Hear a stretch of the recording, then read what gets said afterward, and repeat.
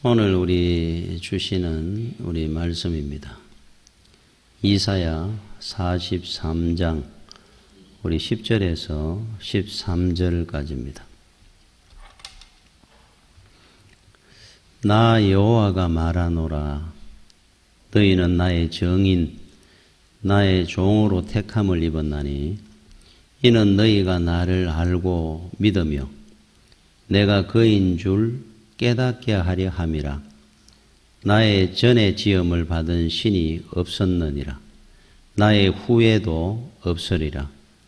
나 곧 나는 여호와라. 나 외에 구원자가 없느니라.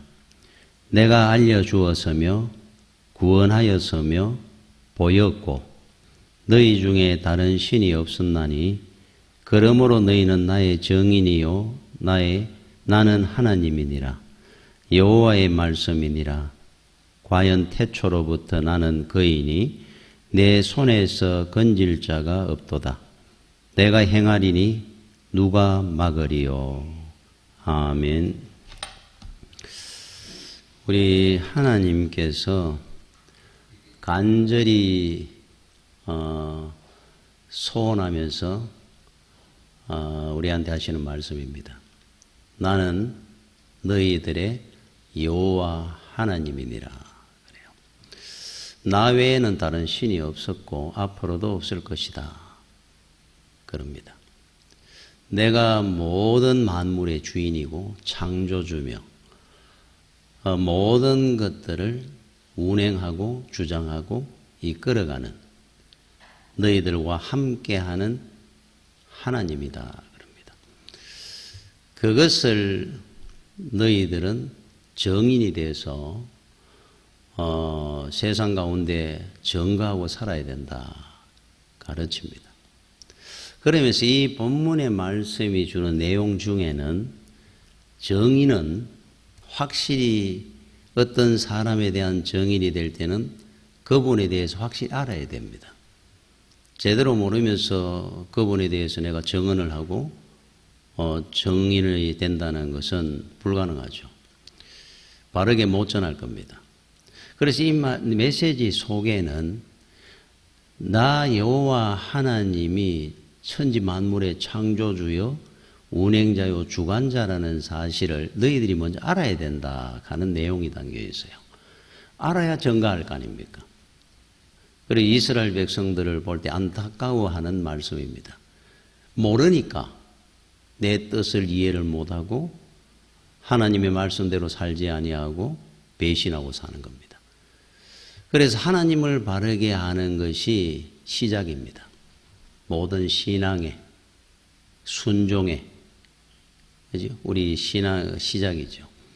그런 의미를 담고 있는 말씀입니다. 알아야 된다는 거예요. 영국의 그 천재 물리학자 스티븐 호킹 아마 여러분들이 다 알 겁니다. 그 사람은 무신론자로서 유명합니다. 그분은 그 자기 책 속에 이런 글을 썼습니다.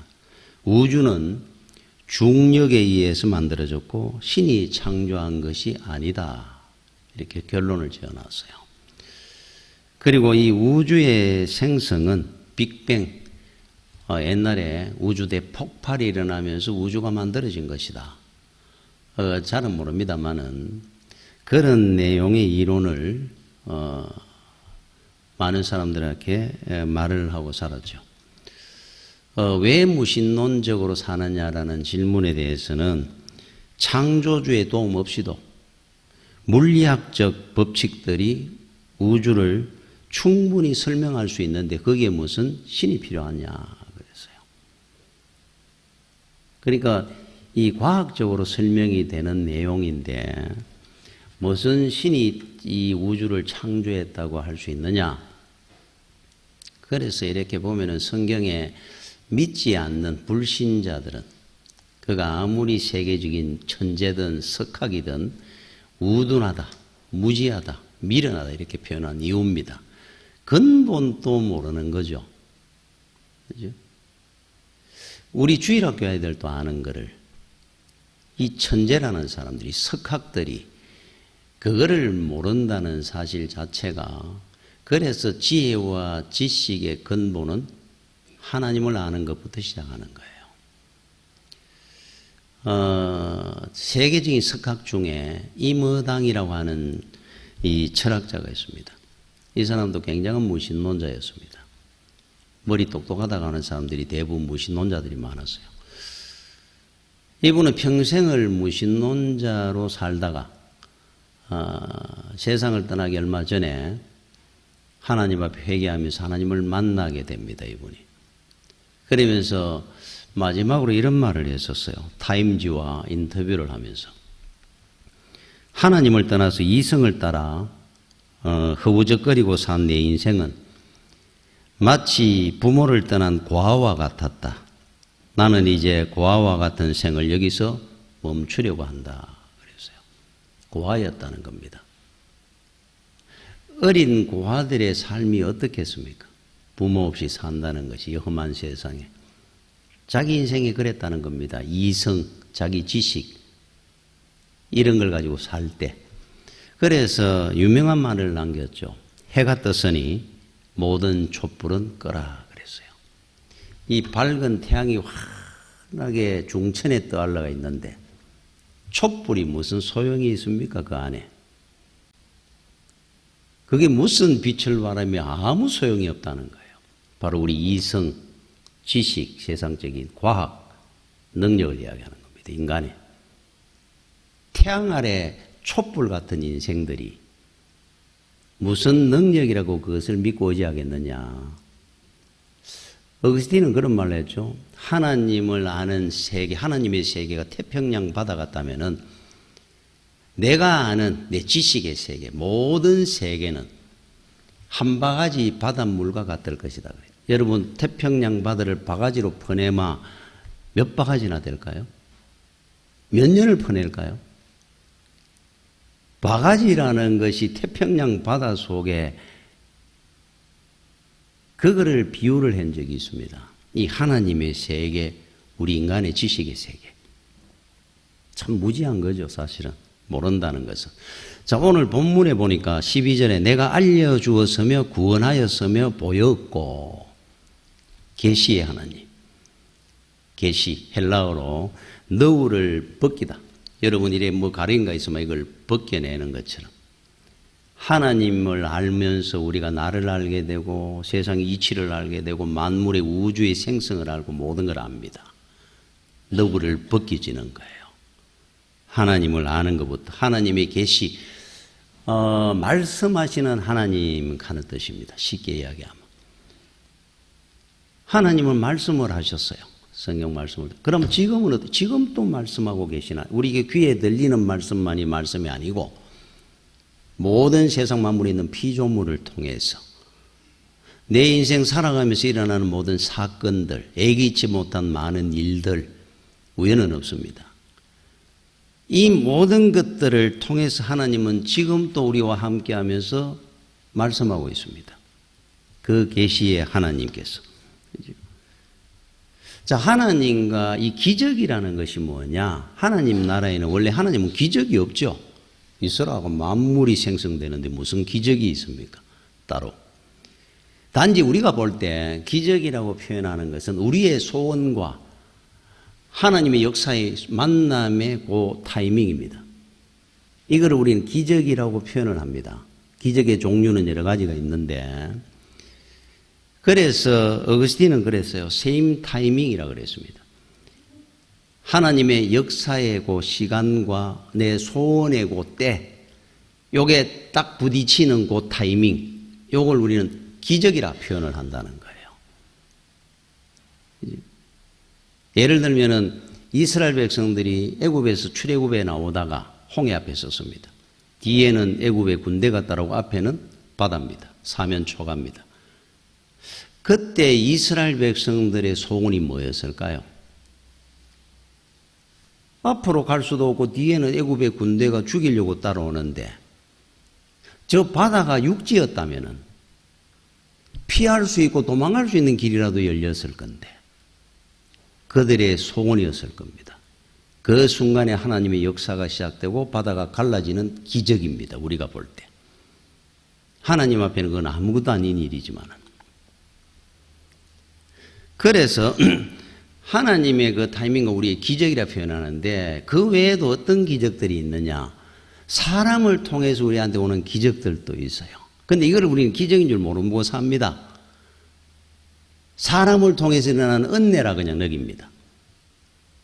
하나님은 모세를 통해서 이스라엘 백성을 구원해낼 때 사람을 통해 기적의 역사를 일으키고 다윗을 통해 이스라엘을 든든히 세우는 데 사용했던 다윗 기적의 역사들입니다. 예를 들어가 지금 이 시간에도 사람을 통한 기적의 역사는 계속 일어나고 있어요. 어떤 사람이 어떤 사람한테 전도를 받습니다. 그 사람의 어떤 설득에 의해서 그 사람이 예수를 믿는 것이 아니라 그 사람이 입을 통해 하나님의 역사가 시작되는 겁니다. 한 생명의 영혼이 구원을 받습니다. 기적입니다. 기적. 천하보다 귀한 한 영혼이 하나님 앞에 인도함을 받는 이 기적의 역사. 이거는 하나님이 주도하시고 주관하는 역사들입니다. 이게. 우리는 사람을 통해서 일어난 일이다 보니까 그냥 그 사람을 통해 나는 전도 받았습니다 하고 그 사람에 대해서 감사할지 몰라도 그 주관자는 하나님이라는 사실이에요. 지금도 계속되고 있습니다. 기적, 하나님의 계시, 말씀하신 하나님의 역사가. 그런데 하나님에 대해서 우리는 잘 모르다 보니까 표현을 그렇게 하고 이해를 그렇게 잘 못할 때가 많습니다. 1950년대 소련에 그 컴필드라고 하는 의사분이 계셨다 그래요. 그 이분은 그 정치범으로 정치범 수용소에 수감이 됐습니다. 그 당시에 뭐 소련의 정치범 수용소가 엄청 많았죠. 그런데 이분이 의사라 보니까 뭐 강제 노역에 시달리면서 그래도 좀 편하게 의사 활동을 하도록 해줬어요. 의사가 필요하니까 그곳에도. 따로 어떤 의사를 갖다가 배치하는 것보다 의사가 있으니까 그 사람을 쓰는 겁니다. 그런데 하나 환자가 온 겁니다. 보니까 며칠 못 살 것 같아요. 자, 이 사람을 치료를 하는 중에 이제 며칠 못 갈 것 같고 식음이 전폐되어 있는 상태인데 이 사람의 얼굴이 너무 평안한 겁니다. 그래서 거기 오는 사람들이 대부분 억울하고 원통하고 그래서 불평하고 비판하고 이런 마음을 가지고 사는 얼굴이 보입니다. 다. 자기도 그렇고. 그런데 이 사람은 전혀 그런 모습이 안 보이는 겁니다. 죽음을 앞두고 있으면서. 그래서 이 사람은 참 마음이 굉장히 수양이 많이 된 분이라는 정도만 알고 있었는데 죽기 며칠 전에 이분을 불러가지고 마지막으로 이런 말을 하는 겁니다. 저는 이제 얼마 남지 않은 걸 압니다. 그러나 저는 죽으면 천국 갈 겁니다. 그래서 사실은 마음속에 기쁩니다. 나는 늘. 근데 하나 안타까운 것이 하나 있는데 의사 선생님을 보면서 이렇게 세상에 고난을 당하다가 살다 가는데 천국을 가야 될 건데 죽어서라도 그것이 내가 마음이 아프다는 거예요. 예수 믿으시고 천국에서 만나기를 원한다는 겁니다. 그런데 이분이 그 사람 말을 이래 듣는데 만들어졌다든지 가식적으로 느껴지는 것이 아니고 진심이 보이더라는 겁니다. 아, 이분은 천국을 정말로 믿는구나. 저렇게 평안할 수 있을까? 이런 상황에서. 자, 이분은 죽었습니다. 마음에 예수를 믿어야 되겠다는 생각이 시작됐고 씨앗이 떨어지면서 열매를 거두는 겁니다. 이 사람은 예수를 믿게 됐어요. 그 속에서 예배를 드리는 것도 아니고 성경을 보는 것도 아닌데 예수를 믿어야 되는구나 하는 마음이 일어나기 시작하고 예수를 믿습니다. 기도하기 시작했고 천국이 있다는 걸 그 사람 통해서 봤으니까 자, 그러던 중에 여러 환자들을 돌보던 중에 또 하나 환자가 왔습니다. 이 사람도 보니까 곧 오래 못 살 것 같습니다. 그런데 이 사람은 예수를 안 믿습니다. 그래서 컴필드라는 이 의사분이 치료를 하는 중에 거기서 노골적으로 전도는 못하니까 그냥 몇 마디를 던진 겁니다. 선생님, 예수를 믿으십시오. 자기도 지금 들어가 얼마 안 됐는데 그 사람한테 복음을 전한 겁니다. 예수 믿으세요. 우리가 반드시 천국은 있습니다. 나는 그걸 믿습니다. 우리 천국에서 만나야 될 거 아닙니까? 이 땅에 이래 살다 가는데 천국에서 우리가 충분히 보상을 받아야 되겠습니까? 예수 믿으십시오. 이분이 그분한테 치료를 며칠을 받는 중에 예수를 믿게 된 거예요. 들으면서 나도 예수 믿겠습니다. 나중에 이 사람이 추록을 하고 노벨 문학상을 받습니다. 그리고 세계 다니면서 자기 글을 통해서 그리고 많은 강좌를 하면서 복음을 전하기도 했던 바로 알렉산드로 솔제니친이라는 분입니다. 자, 이분은 컴필드라는 의사분을 탄 수용소에서 예수를 믿었어요. 복음을 받고.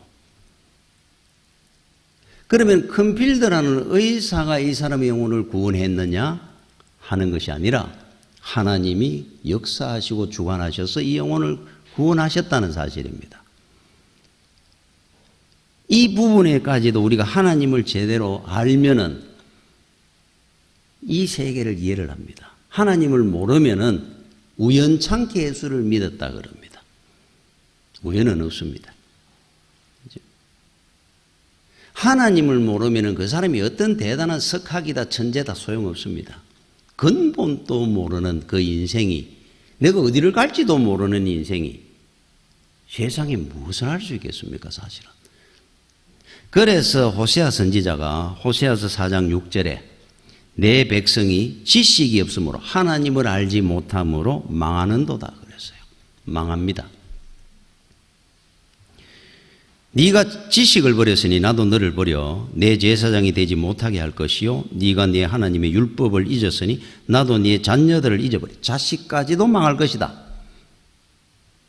말씀을 합니다. 하나님을 모르면 망합니다. 이 세상은. 자, 부모는 자식을 위해서 모든 걸 합니다. 저희 어머니 말씀에 의하면은 애를 놓는 순간부터 부모 되는 그 시간부터 부모는 껍데기가 된다 그래요.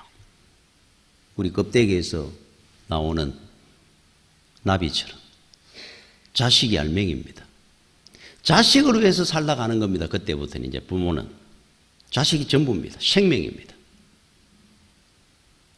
그런데 부모님들은 이거를 어떤 보상이나 이런 걸 원하지 않습니다. 내 자식이니까 무조건 하는 겁니다. 희생하면서 사랑하고 어떤 일이든 막 감당하면서 합니다. 그러나 하나 마음속에 자식이 그래도 부모의 이 마음, 진심, 희생, 사랑, 수고를 알아주기를 원하는 마음이 있어요. 부모님한테는. 그래서 나중에 이 자식들이 커가지고 그런 걸 몰라주고 배신하고 부모를 이해를 못해 줄 때마다 섭섭합니다. 우리는 어렵게 자식을 위해 살았잖아요. 부모된 마음으로. 근데 자식은 알아야죠, 당연히. 부모님이 나를 어떻게 키우고 어떤 고생을 했는지.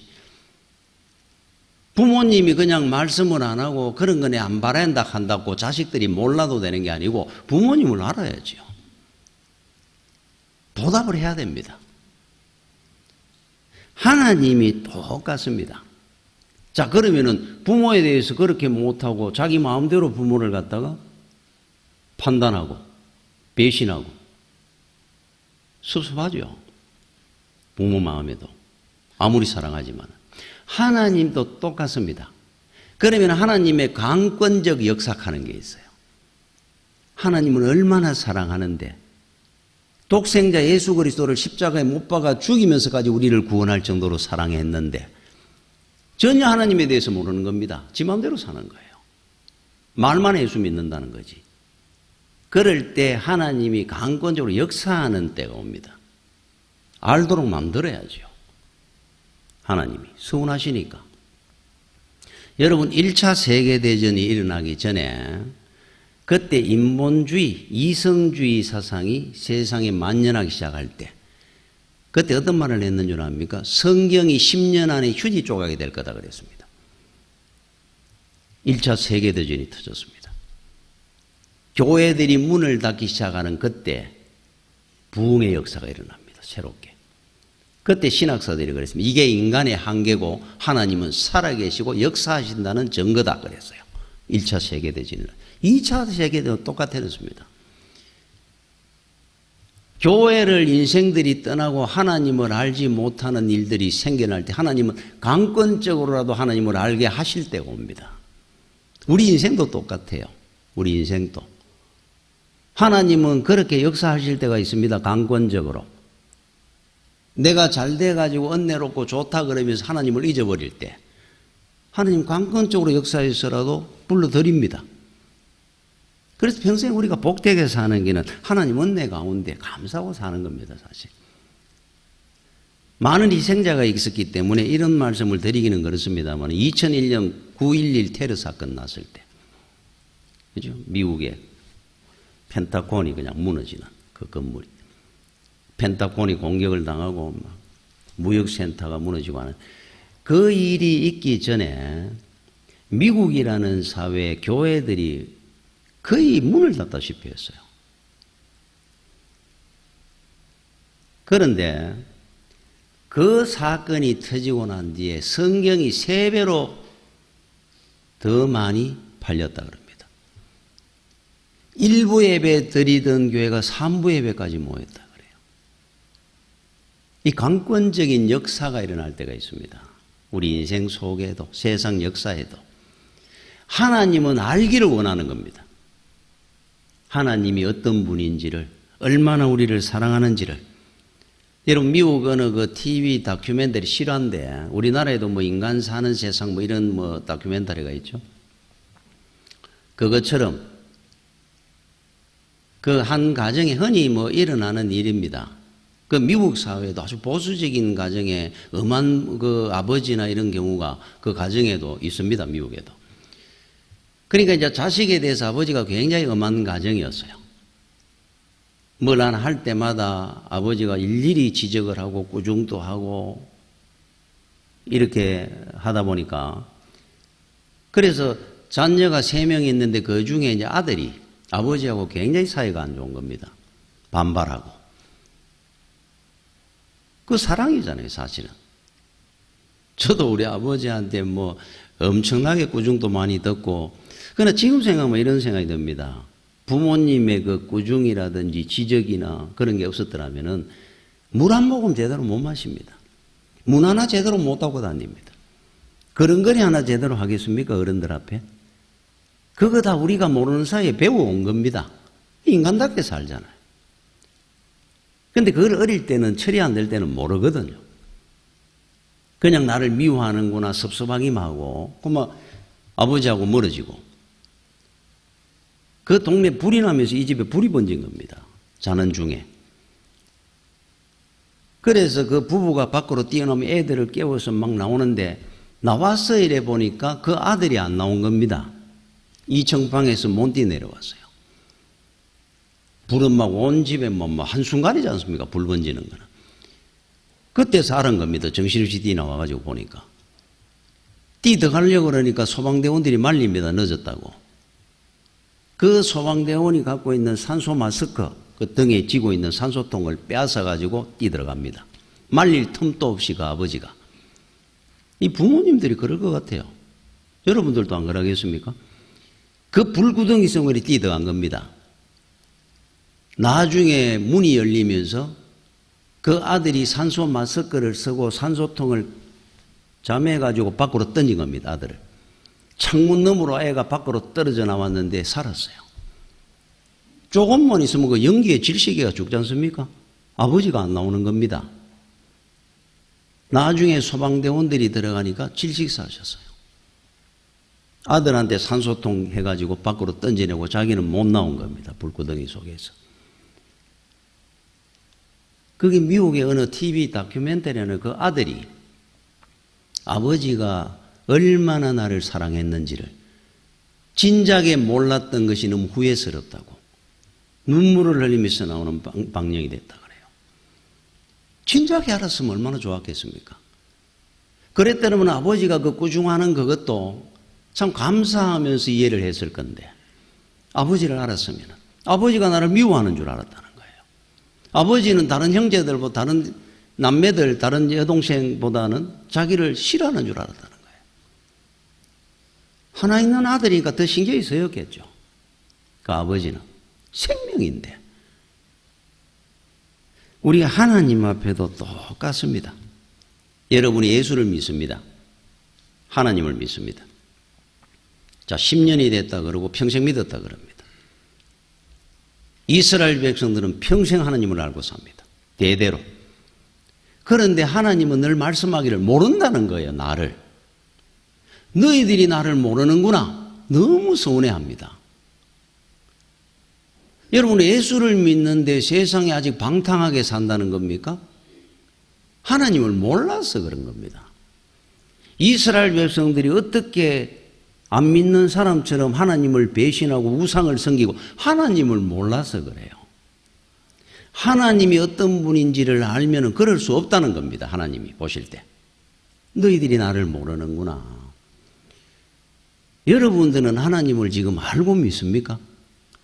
믿는데도 어떻게 하나님 말씀을 순종하는 것보다 내 좋은 대로 산다는 겁니까? 하나님을 몰라요, 여러분들이. 10년을 믿고 평생을 믿는다 그랬는데 하나님을, 우리 주님을 모르고 믿었다는 거예요. 여러분, 부부가 돼가지고 10년, 20년, 30년 결혼 생활을 합니다. 한 집에서 자식도 놓고. 그러면 내 아내, 내 남편을 여러분들은 알고 삽니까, 지금? 안다고 다 생각을 합니다. 하나님을 나는 이만큼 오래 믿었으니까 하나님을 알고 믿는다 생각을 하잖아요. 하나님은 착각한다는 거예요, 우리 보고. 부부 간에도 부모가 남편이 아내를 모른다는 겁니다. 몇 년을 살아도. 여러분, 그 어느 교회에서 저녁 예배 때 이제 간정 집회를 하면 그 교인 중에 이제 간정하실 분들 아니면 외부에서 간정할 분을 모셔가지고 간정 집회하는 시간이 있어요. 근데 이제 그 교회에 다니는 부부 중에 한 50쯤 된 분이 나와가지고 이제 간정을 하게 되었습니다. 이분은 어떤 일이 있었냐면은 1986년도에 서울의 그 88 올림픽 대로가 개통이 되는 해입니다. 그 개통했는 그 해에 차를 갖고 이제 달리다가 얼마나 좋습니까? 올림픽 대로 막 쫙 달리. 그때만 해도 안전벨트를 거의 안 메고 다녔습니다. 저도 그랬었어요. 안전벨트 여러분 했는지 얼마 안 됩니다. 이거 막 단속하고 이러면서 우리가 안전벨트 굉장히 귀찮아하고. 안전벨트 안 하고 다니려고 안전벨트 그려져 있는 옷 입고 다니는 사람도 있었고. 요즘은 안전벨트 자동으로 다 하잖아요. 불안해가지고. 고속도로를 다니면서 안전벨트 안 하고 다니는 적이 있습니다. 그 당시에는. 그런데 올림픽 대로를 가는데 아내하고 이제 차를 타고 갑니다. 안전벨트도 안 하고 그냥 뭐 100km씩 달리고 이럴 때. 맞은편에서 어느 청년이 모는 자동차가 중앙선을 넘어와 버려갔어요. 정면 충돌을 한 겁니다. 여러분 100km씩 이렇게 달리는 차들이 서로 정면 충돌했으니까 뭐 끝난 거 아닙니까? 완전히 차가. 그런데 이분은 이제 운전석에 앉아있다 뭐 어찌됐든 간에 팡 받는 순간에 앞으로 안 튕겨나갔는데 쾅 하고 이 사람이 잠시 정신을 잃었다가 옆으로 보니까 아내가 없더라는 거예요. 유리가 뻥 뚫렸는데 보니까 한 20m 정도 날아가 저 앞에 떨어져 있더라는 겁니다. 여러분 튕겨나가 버려요. 바다만. 유리는 위에 있고 의자는 밑에 있는 거죠. 빠져나가 버립니다. 그것도 한 20m 전방에 날아간 거예요. 근데 멀리서 보기에도 보니까 뭐 아내가 막 온몸이 뒤틀려가 거꾸로져 있는데 아 죽었구나. 이 생각이 탁 드는 겁니다. 빨리 가봐야 되겠다고 문을 억지로 열고 나가려고 그러는데 이분도 자기는 그걸 몰랐던 겁니다. 순간에. 허리 쪽에 굉장한 중상을 당했어요. 나중에. 그런데 자기는 그 당시에 통증을 못 느꼈다 그럽니다. 자, 기어 나왔습니다. 마비가 됐는지 감각이 전혀 없습니다. 다리가. 그러니까 기인 겁니다. 안에 있는 쪽으로. 거리는 여기 뭐 한 20m 정도 남짓하지만은 기어서 가다 보니까 한 5, 6분 이래 걸렸겠죠. 그런데 이분이 간증을 합니다. 아내가 앞에 앉아 있는데 가는 동안에 그런 생각이 들더라 그래요. 내 아내가 죽었구나. 그런데 내가 아직 나이도 젊고 애들도 있는데 혼자 살기는 그럴 것 같은데 재혼은 해야 안 되겠나. 그 생각이 순간적으로 싹 들더라는 거예요. 기어가면서 정말 남자들이 뭐 아내 죽으면 화장실 가가 웃는다 그러더니만은 그래 이분이 그런 말 했어요. 남자 다 도둑놈이라는 사실을 자기가 알았다는 거예요.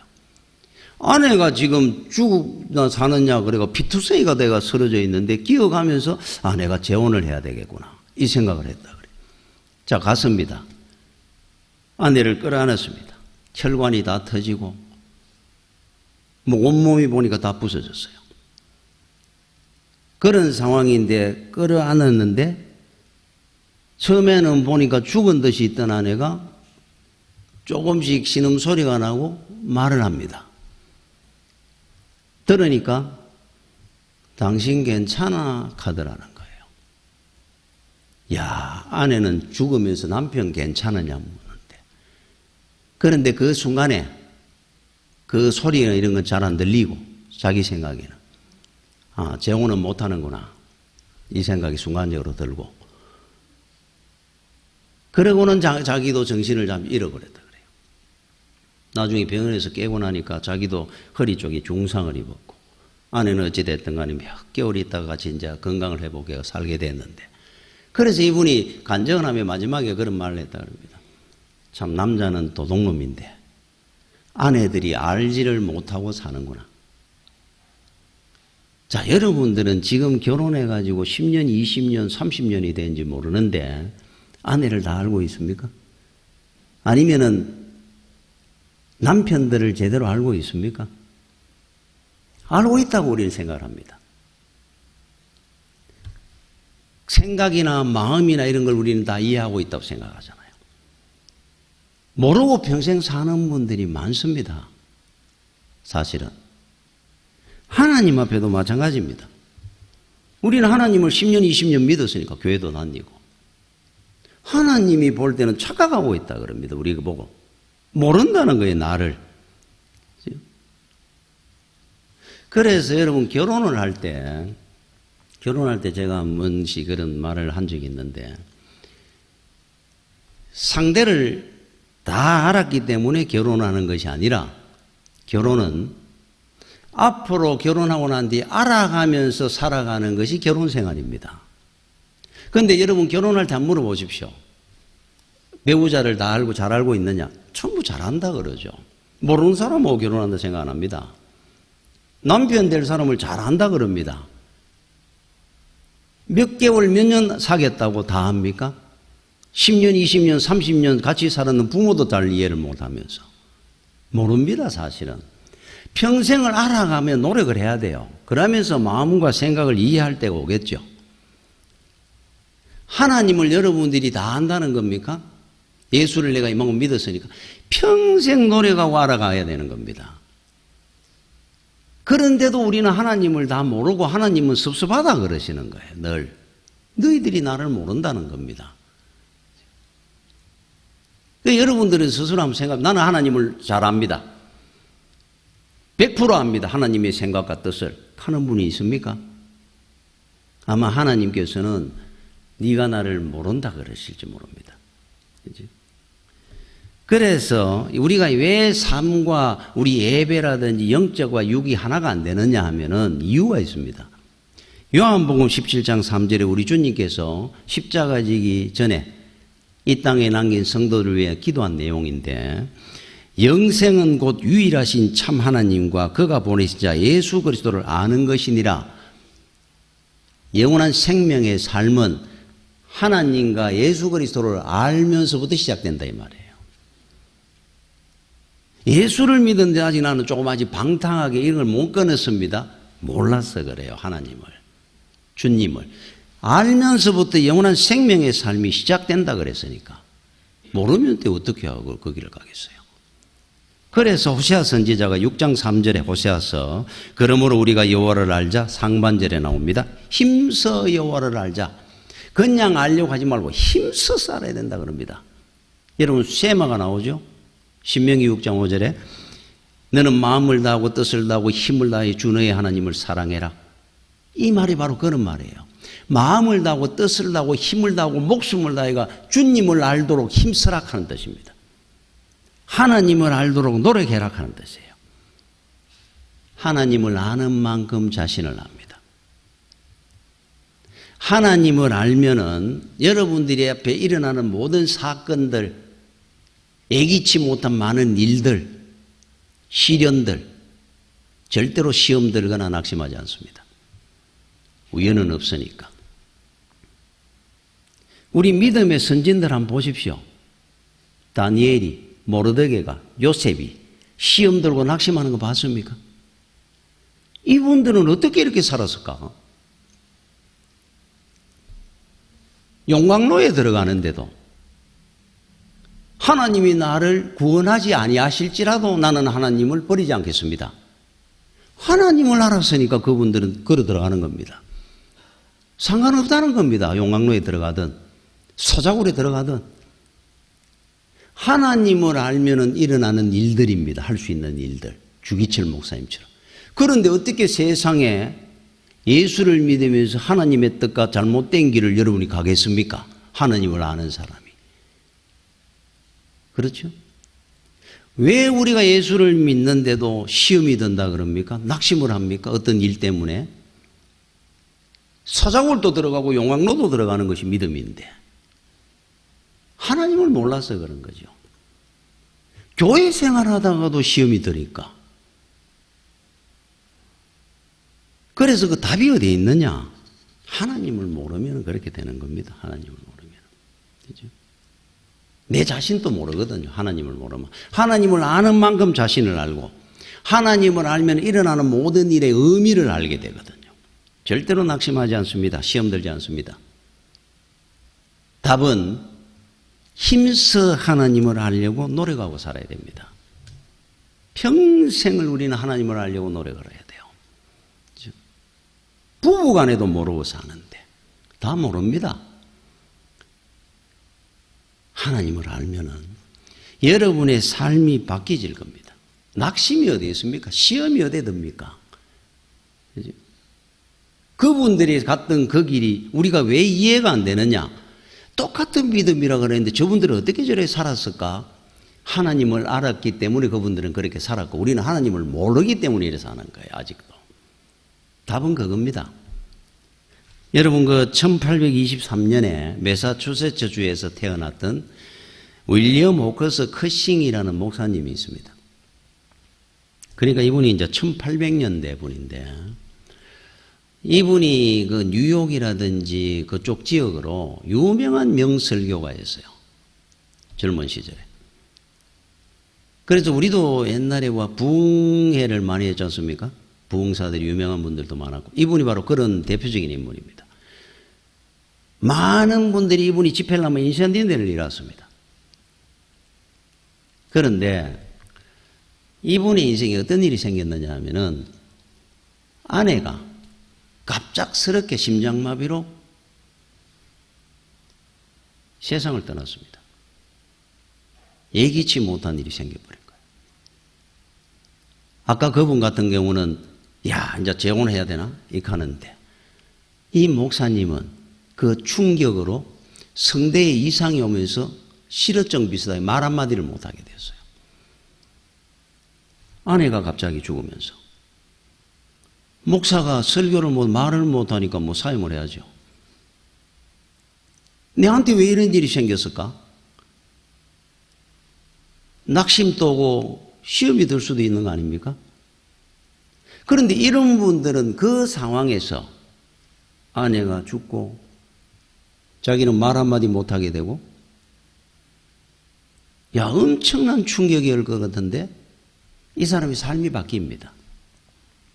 그렇게 설교를 열심히 하고 명설교가로 명성을 떨치던 분이 신앙실을 앉아가 쓰기 시작, 말을 못하니까 글로 쓰기 시작한 거예요.